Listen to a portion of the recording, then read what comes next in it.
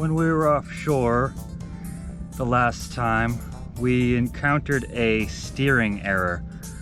We could go all the way starboard, but we couldn't go more than -9 on our rudder position sensor to the port. It went away randomly for whatever reason, but right now we are going to be disassembling and figuring out what is in the way. We figured out it's not in the binnacle, and we've figured out that it is not on the starboard side where the problem is.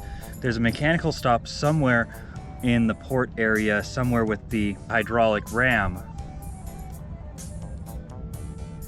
Outside of that, the problem could only possibly be at the actual rudder itself, in which case we'll have to dive down.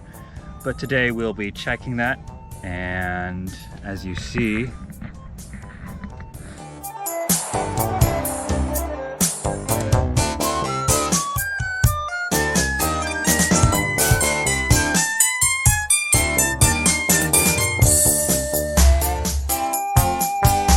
I think that's all I have to do. And look at that. That's our problem right there. See that piece of lead? where? That piece of lead that's right in front of the ram.